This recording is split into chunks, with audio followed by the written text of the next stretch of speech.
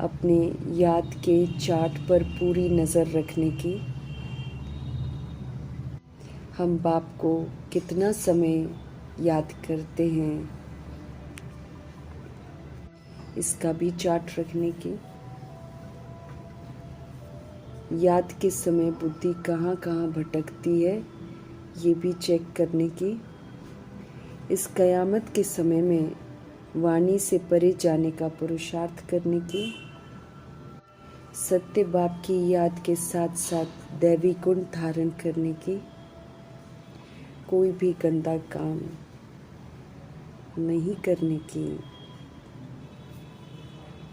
पवित्रता के सागर परमपिता परमात्मा की हम आत्माओं के लिए आज की मुरली से शिक्षाएं। देह अभिमान की इस दुनिया में सब खुद को देह समझते हैं, देह को ही देखते हैं और देह को देखकर ही टिक्का टिप्पणी करते हैं। सुनती आत्मा है और आत्मा असल में खुद वैसी होती नहीं है, इसलिए जब उसे कोई कुछ बोलता है तो वो डिस्टर्ब हो जाती है, फील करती है। और जब तक कोई डिस्टर्ब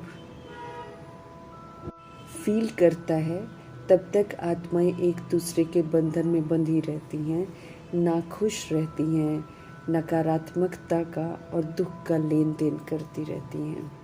समय है निर्बंधन बनने का, फिर से वैल्यूएबल सोल बनने का और दूसरी आत्माओं को भी बनाने का। इसलिए मीठे परमपिता परमात्मा समझ देते हैं कि सिर्फ अब शुद्ध, सकारात्मक, शक्तिशाली, समर्थ बोल बोलो, जिससे कि दूसरी आत्माएं जो हैं वो समर्थ बने, कोई भी हमारे बोल से डिस्टर्ब न हो। वरदाता परमपिता परमात्मा का हम आत्माओं के लिए वरदान है कि व्यर्थ व डिस्टर्ब करने वाले बोल से मुक्त बनो। अब सिर्फ और सिर्फ समर्थ शुभ बोलो तो डबल लाइट अव्यक्त फरिश्ता भव का वरदान प्राप्त कर लेंगे। लक्ष्य तो अव्यक्त फरिश्ता बनने का है, इसलिए मीठे मीठे परमपिता परमात्मा जी हम आत्माओं को समझ दे रहे हैं कि व्यर्थ बोल जो किसी को भी अच्छे नहीं लगते हैं, उन्हें सदा के लिए समाप्त करो। समझ देते हैं कि व्यर्थ का विस्तार बहुत होता है, समय व्यर्थ चला जाता है और समर्थ जो है वो सदा सीमित होता है लेकिन शक्तिशाली होता है। टॉकी से मूवी, मूवी से साइलेंस की ओर हमको जाना है, इसलिए कम बोलो, धीरे बोलो, मीठा बोलो का जो स्लोगन हमको मिला हुआ है उसे गले में डालकर रखना है, अर्थात उसकी स्मृति में रहना है। इस मर्यादा की लकीर को क्रॉस नहीं करना है। वरदाता परमपिता परमात्मा समझ देते हैं कि बात अक्सर दो शब्दों की होती है, लेकिन उसे लंबा करके बोलते रहना व्यर्थ में जमा हो जाता है, जो कि हमारे लिए बहुत हानिकारक है। समझ देते हैं वरदाता कि जब 4 शब्दों में कार्य हो सकता है तो फिर 12-15 शब्दों का प्रयोग नहीं करना है। समय है समर्थ बनने का, अनादि आदि स्वरूप में लौटने का। इसलिए कम बोलकर, धीरे बोलकर, मीठा बोलकर सभी को समर्थ बनने की मदद करनी है। व्यर्थ किसी को भी अच्छा नहीं लगता है, मन को डिस्टर्ब कर देता है, इसलिए इनसे मुक्त बनना है तो अव्यक्त फरिश्ता बनने में बहुत मदद मिलेगी। फरिश्ते इशारों में बात करते हैं, ये विधि अपनाएंगे तो समर्थ बन जाएंगे। अब सिर्फ हमें ब्लेसिंग्स वाले बोल बोलने हैं, आत्माओं को डिस्टर्ब नहीं करना है, बल्कि उनको सशक्त बनाने में मददगार बनना है। परमात्म प्यार में खुद को कुर्बान करना मतलब परमात्म डायरेक्शन के प्रमाण चलना, और जो परमात्म डायरेक्शन पर चलते हैं सफलता तो फिर उनके गले की माला बन ही जाती है, क्योंकि प्रभु की श्रीमत सफलता मूर्त बनाती है। सत्य परमपिता परमात्मा हम आत्माओं को फिर से सच्चा बनाने के लिए आए हैं। इसलिए हम आत्माओं को समझते रहें कि सच्चे बाप से सच्चा बनो, अर्थात पुरुषार्थ का सच्चाई का चार्ट रखो। समझते रहें कि ज्ञान का अहंकार छोड़ याद में रहने का पूरा पूरा पुरुषार्थ करो। याद की परसेंटेज बढ़ाते हुए शंकर की अवस्था तक हमको पहुंचना है। स्मृति स्वरूप नष्ट मोहा बनना है, हमें महावीर बनना है। महावीर बच्चा जो है उसकी निशानी बताते हुए मीठे परमपिता परमात्मा समझ देते हैं कि निशानियों को चेक कर देखो कहाँ तक महावीर बने हो। महावीर अर्थात शक्तिमान, महावीर अर्थात निरंतर खुशी में रहने वाले, आत्म अभिमानी रहने वाले, स्वधर्म में रहने वाले, जिन्हें ज़रा भी अहंकार नहीं होता, जिनकी बुद्धि में स्पष्ट रहता है कि हम आत्मा हैं और बाबा हमको पढ़ा रहे हैं। रूहानी बाप के रूहानी बच्चे हैं हम सब, ये हकीकत है।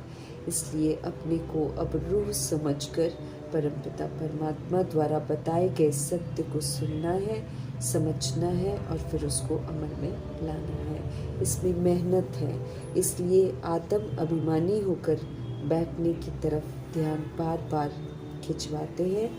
मीठे परमात्मा हमको महावीर बनना है। कलयुगी वायुमंडल में सतोगुणी और सतयुगी व्यवहार करना है। अपने को आत्मा समझ परमात्मा को याद करने की महावीरता चाहिए। अपने से पूछते रहना है कि हम आत्म अभिमानी हैं, शुद्ध अभिमान है कि हम आत्मा परमात्मा की संतान हैं, परम धाम निवासी हैं। क्या हमारा व्यवहार सतोगुणी है, ये हमको चेक करना है। क्या हम स्वमान में रहते हैं, ये खुद को बीच बीच में पूछते रहना है। परमात्मा की याद में रहने से ही महावीर अर्थात शक्तिमान अर्थात सुप्रीम बनेंगे। खुशी होनी चाहिए हमें कि हम सब आत्माएं हैं और परमात्मा हमको पढ़ाते हैं। याद कितनी देर हमारी ठहरती है, इसका 100% चार्ट हमको मीठे परमात्मा को दिखाना है। अपनी बड़ी संभाल रखनी है हमें, क्योंकि हमको तो महावीर बनना है और महावीर बनने में मेहनत है। याद के चार्ट के साथ साथ हमें ये भी चार्ट रखना है कि 24 घंटे में हम कितनी देर खुद को आत्मा समझते हैं। हम सब ईश्वरीय सेवा पर हैं, ये हमको याद रखना है और सेवा करनी है, ये बताने की कि बाप कहते हैं अपने को आत्मा समझ मुझे याद करो। याद में बैठने की मेहनत बाप तक पहुंचनी चाहिए। अपने पर हमको नज़र रखनी है, हमारा चार्ट कैसा रहता है, कितना समय हम याद में रहते हैं, कितना समय चक्र फिराते हैं, ये याद रखना है। हमें पवित्र सतो प्रधान होकर बाबा के पास ज़रूर जाना है। इस बात को अच्छी रीति समझना है और याद भी रखना है। याद की यात्रा से पापों को भस्म करके पावन बनेंगे। स्पष्ट कर रहे हैं मीठे परमात्मा, सिर्फ ज्ञान से पावन नहीं बनेंगे, इस बात को याद रखना है। अपने को आत्मा समझ बाप को याद करने की यात्रा पर नहीं रहते हैं, ये शिकायत है मीठे परमात्मा को अपने बच्चों से। बाप दादा देखते हैं कि ज्ञान का तीर नहीं लगता, उसकी वजह बता रहे हैं, क्योंकि हम आत्माएं ज्ञान को शेयर करते समय याद नहीं करते हैं। परमपिता परमात्मा की याद में रहकर फिर ज्ञान द्वारा सेवा करनी है। तो याद का जौहर बहुत ज़रूरी है। अगर उसमें याद का जौहर होता है तो याद की कमाल ऐसी है कि दूसरे को तीर तो लगना ही है और वो आत्मा परमात्मा की ज़रूर बनती है। माया बुद्धि का योग बार बार तोड़ेगी, ये बाबा सावधान करते हैं, लेकिन हमें याद का अटेंशन रखना है। मित्र संबंधियों को अब हमको याद नहीं करना है, क्योंकि अब विक्रम विनाश करने का समय है, ये बनाने का समय नहीं है। अगर मित्र संबंधियों को याद करते हैं तो दैहिक भान में रहते हैं, फिर हमारे विक्रम भस्म नहीं होते हैं बल्कि और बढ़ने शुरू हो जाते हैं।